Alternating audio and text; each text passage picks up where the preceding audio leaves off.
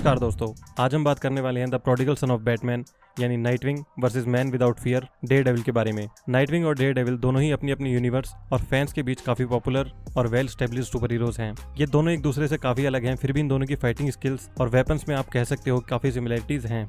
और यही रीजन है इस वीडियो को बनाने का, जिससे हमें थोड़ा बहुत आइडिया लग जाए कि अगर कभी इन दोनों के बीच बैटल होगी तो कौन जीतेगा। तो चलिए अब करते हैं नाइटविंग और डेयरडेविल के बारे में डिटेल में बात। इस कंपैरिजन को शुरू करने से पहले हम इन दोनों की पावर्स और एबिलिटीज के साथ साथ इनकी बैक स्टोरीज को भी समझ लेते हैं कि कैसे ये दोनों सुपर हीरोज बने। सबसे पहले बात करते हैं डेयरडेविल के बारे में, जो हमें पहली बार अप्रैल 1964 में आई Marvel comic book Daredevil number 1 में नजर आया था। Michael Murdock, also known as Matt Murdock, Manhattan न्यूयॉर्क के हेल्स किचन एरिया में पला बड़ा। जब वो छोटा बच्चा था तब उसने रेडियो एक्टिव सब्सटेंस से भरे एक आउट ऑफ कंट्रोल ट्रक से रोड क्रॉस कर रहे एक बूढ़े आदमी को बचाने के लिए धक्का दिया। वो बूढ़ा आदमी तो बच जाता है, लेकिन इस रेडियो एक्टिव सब्सटेंस की वजह से वो खुद अंधा हो जाता है। लेकिन उसके बचे हुए सेंसेस किसी भी नॉर्मल इंसान से कहीं ज्यादा बढ़ जाते हैं। मैट मर्डॉक के फादर जैक मर्डॉक एक बॉक्सर थे जो चाहते थे कि मैट इस वायलेंस से भरी दुनिया से दूर रहे और पढ़ लिख कर इस क्राइम से भरे हुए एरिया से बाहर चला जाए। इसलिए वो पढ़ाई पे ज्यादा ध्यान देता है और इसी वजह से उसे स्कूल में भी काफी बुली किया जाता है। लेकिन मैट उन्हें इग्नोर करता था और उसके वापस जवाब ना देने और पढ़ाई की तरफ झुकाव की वजह से स्कूल टाइम के बुलीज उसे डेयरडेविल नाम से चिढ़ाने लगते हैं। कुछ टाइम बाद मैट के फादर का मर्डर हो जाता है क्योंकि वो जानबूझकर एक फाइट को हारने से मना कर देते हैं। लेकिन लीगली मैट अपने फादर के मर्डरर फिक्सर को सजा नहीं दिला पाता, जिससे वो गुस्से में भर जाता है और खुद ही ऐसे लोगों से बदला लेने के लिए अपनी एक अलग आइडेंटिटी बनाता है और अपना नाम डेयरडेविल रखता था, जिस नाम से बचपन में उसे बच्चे चढ़ाते थे। जिसके बाद वो फिक्सर के गैंग के मेंबर्स को एक एक करके मारने लगता है और जब वो फाइनली फिक्सर को कन्फ्रंट करता है तब फिक्सर उसे देखते ही हार्ट अटैक से मर जाता है। इसके बाद वो विजिलेंटी बनके क्राइम से लड़ता है। तो ये थी डेयरडेविल की बैक स्टोरी। अब बात करते हैं डिक ग्रेसन यानी नाइटविंग के बारे में। नाइटविंग की पूरी फैमिली हेली सर्कस में काम किया करती थी, जिनका द फ्लाइंग ग्रेसन एक्ट काफी फेमस था। डिक ग्रेसन ने बचपन में ही एक्रोबैटिक्स सीख लिए थे और अपनी फैमिली के साथ इस सर्कस को ज्वाइन कर लिया था।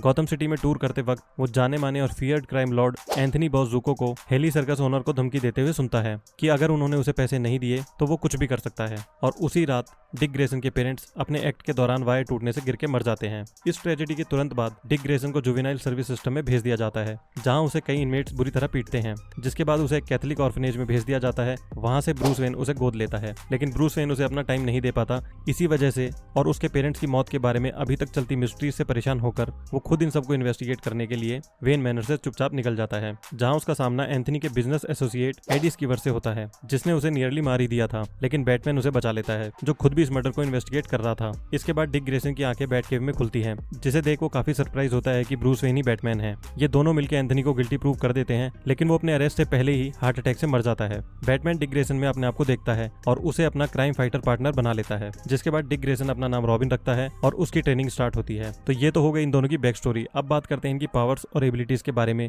कि आखिर ये दोनों क्या क्या कर सकते हैं, जिसके बाद मैं अपना जवाब दूंगा कि इनकी फाइट में कौन जीतेगा। और कमेंट सेक्शन में आप भी जरूर बताना कि आपके हिसाब से कौन विनर है। नाइटविंग को पूरी तरह बैटमैन ने ही ट्रेन किया था, जिसकी वजह से इतने सालों में उसे अलग अलग तरह के वेपन्स और गैजेट्स यूज करने को मिले। लेकिन नाइटविंग का प्राइमरी वेपन एस्क्रीमा स्टिक्स हैं, जो शैटर प्रूफ पॉलीमर स्टिक्स हैं, जिन्हें वो ज्यादातर यूज करता हुआ नजर आता है। वहीं दूसरी तरफ डेयरडेविल का प्राइमरी वेपन बिली क्लब्स हैं, जो नाइटविंग के एस्क्रीमा स्टिक्स से ही मिलते जुलते हैं। बैटमैन के साथ ट्रेनिंग की वजह से नाइटविंग एस्केपोलॉजी में एक्सट्रीमली स्किल्ड है, मतलब वो किसी भी ट्रैप से आसानी से निकल सकता है। यहाँ तक कि एक बार 1997 में आई comic book the Flash plus Nightwing में उसने एक मेज में स्पीडस्टर वॉली वेस्ट को भी हरा दिया था। इसके अलावा वो फायर आर्म्स, मैकेनिकल एप्टीट्यूड और मल्टीलिंगुअल है, जो काफी लैंग्वेजेस बोल सकता है। उसके पास अलग अलग फील्ड्स की काफी नॉलेज है, जिन्हें वो अपने डिटेक्टिव स्किल्स के साथ यूज करता है। इसीलिए एक बार डेथस्ट्रोक ने यह भी कहा था कि नाइटविंग उन बेस्ट फाइटर्स में से एक है जिनसे वो लड़ चुका है। यंग एज से ही वो एक्रोबैटिक्स जानता था, जिसके बाद उसकी बाकी ट्रेनिंग बैटमैन के साथ हुई और इसी वजह से वो पीक ह्यूमन कंडीशंस पे था, ऑलमोस्ट ऑन बैटमैन्स लेवल। अपनी एक्सटेंसिव ट्रेनिंग के चलते वो कई बार peak human strength, speed, stamina, agility, reflexes और एंड्योरेंस को दिखा चुका है। इसके अलावा इंडोमिटेबल विल, मतलब अपने मेंटर बैटमैन की तरह ग्रेसन भी वेरी स्ट्रॉन्ग विल पर्सनैलिटी है, जिससे वो स्कैरक्रो के फियर टॉक्सिन्स और ब्रदर ब्लड के माइंड कंट्रोल को भी रेजिस्ट कर सकता है।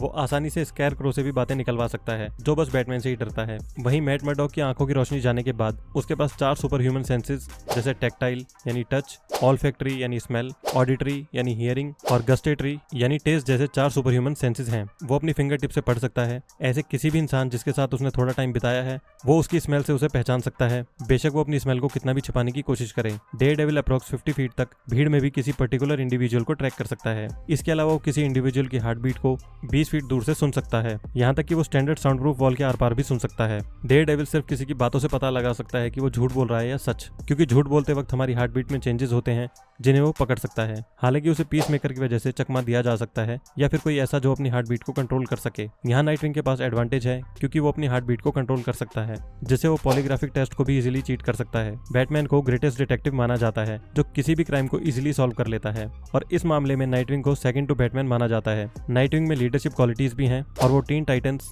द आउटसाइडर्स और यहाँ तक कि जस्टिस लीग का भी लीडर बन चुका है। डेयरडेविल के पास यूनिक रडार सेंस है जिससे वो अपने आसपास रखी चीजों का पता लगा सकता है। हालांकि वो फोटोज और वीडियोस को पहचान नहीं सकता, लेकिन वो उनसे रिफ्लेक्ट या एब्जॉर्ब हो रही हीट से उनके कलर्स का पता लगा सकता है। सपोज करो अगर नाइटविंग और डेयरडेविल एक रूम में बंद हो जहां कोई लाइट ना हो, तो भी डेयरडेविल नाइटविंग को उसकी हार्ट बीट और स्मेल से डिटेक्ट कर सकता है। लेकिन नाइटविंग की ट्रेनिंग की वजह से डिक ग्रेसन के सेंसेस भी इतने एक्यूरेट हैं कि वो आंखों पे पट्टी बांधकर भी इजीली फाइट कर सकता है। डेयरडेविल ने निंजा ट्रेनिंग भी ली है जिसकी वजह से वो अपने ऑटोनॉमिक फंक्शंस जैसे ब्रीदिंग एंड ब्लड फ्लो को भी कुछ हद तक कंट्रोल कर सकता है, जिससे वो नॉर्मल इंसान से कहीं ज्यादा ऐसे एनवायरनमेंट में रह सकता है जहां ऑक्सीजन ना हो। डेयरडेविल ओलंपिक लेवल एथलीट और जिम्नास्ट है with the acrobatic ability of circus performer. लेकिन नाइटविंग भी इस मामले में पीछे नहीं है क्योंकि वो बचपन में सर्कस में ही काम किया करता था और उसने कम उम्र में ही एक्रोबैटिक्स सीख लिए थे। डेयरडेविल के पास phenomenal speed, endurance and reflexes हैं। उसकी फाइटिंग स्किल्स में अलग अलग फाइटिंग आर्ट्स जैसे बॉक्सिंग, निंजित्सु, जूडो और वेरियस अदर मार्शल आर्ट्स शामिल हैं। डेयरडेविल हमेशा अपने बिली क्लब्स को साथ रखता है जो असल में 2 पार्ट्स वेपन है, जिसका एक हिस्सा सिर्फ एक वेट बैटन जैसा है जबकि दूसरा हिस्सा spring loaded grappling hook with long cable. Nightwing भी boxing, judo, jujitsu, karate, ninjutsu, stick fighting, taekwondo और कुंगफू जैसे और भी मार्शल आर्ट्स में स्किल्ड है। आप में से बहुत कम लोग जानते होंगे कि एक बारी नाइटविंग बैटमैन की एब्सेंस में कुछ टाइम के लिए बैटमैन बनके भी रहा था, जहां उसने अरखम असाइलम में हो रही राइट को खुद ही कंट्रोल किया था। साथ ही वो गैजेट्स और टेक्नोलॉजी के मामले में भी काफी एडवांस है। और ऐसी बहुत सी बातें हैं जिनमें ये दोनों एक दूसरे के लगभग बराबर ही हैं, जिन पे बात करने जाएं तो ये वीडियो काफी बड़ी हो जाएगी। तो अब बात करते हैं फाइनल रिजल्ट के बारे में कि इस फाइट का असली विनर कौन होगा। हालांकि जो जवाब मैं देने वाला हूँ वो मेरे हिसाब से है, हो सकता है आपका जवाब मुझसे अलग हो और आप एग्री ना करते हो। तो जितनी भी हमने इस वीडियो में इन दोनों के बारे में बात करी है उससे हमें ये तो आइडिया लग गया है कि ये दोनों एक दूसरे को बराबर की टक्कर देंगे और इन दोनों के पास अपने अपने एडवांटेजेस भी हैं और दोनों टाइम पे पीक ह्यूमन स्ट्रेंथ, सेंसेस और फाइटिंग स्किल्स को दिखा चुके हैं। अगर हम बात करें स्टेल्थ की तो नाइटविंग कई बार बैटमैन को चमका दे चुका है, जैसे क्विक जैसे स्पीडस्टर से भी छुपा रह सकता है। स्पीड के मामले में वो अपने मेंटोर बैटमैन के आसपास है, लेकिन कई बार वो बैटमैन से भी तेज होता है। इस बात का आप इससे आइडिया लगा सकते हो कि एक बार जैसी क्विक को ट्रेन करते टाइम उसने जैसी क्विक के अटैक को भी डॉज कर दिया था। गैजेट्स और टेक्नोलॉजी के मामले में भी नाइटविंग के पास एडवांटेज है क्योंकि बैटमैन के पास हर तरह के गैजेट्स हैं जिनका एक्सेस नाइटविंग के पास भी है। और अगर एक बार को हम बैटमैन के गैजेट्स को भी हटा दें तो भी नाइटविंग को ज्यादा कोई फर्क नहीं पड़ेगा, वो खुद भी इन्हें बना सकता है क्योंकि वो मैकेनिकल चीजों में भी एक्सपर्ट है। वो नाइव्स, गन्स और स्वॉर्ड फाइट में भी एक्सट्रीमली स्किल्ड है, यहाँ तक कि एक बार उसने रासल गुल को भी स्वॉर्ड फाइट में हरा दिया था। लेकिन डेयरडेविल की कॉम्बैट स्किल्स भी इतनी फाइन ट्यून्ड और क्राफ्टेड है कि उसे मार्वल यूनिवर्स में बेस्ट मार्शल आर्टिस्ट में गिना जाता है। Daredevil black panther, Wolverine, captain America और डेडपूल जैसे सुपर हीरो से लड़ चुका है जहां उसने उन्हें बराबर टक्कर दी है। नाइटविंग ऑलमोस्ट ह्यूमन कैपेबिलिटीज के पीक तक या कहे कि उससे कहीं ज्यादा एबिलिटीज पोजेस करता है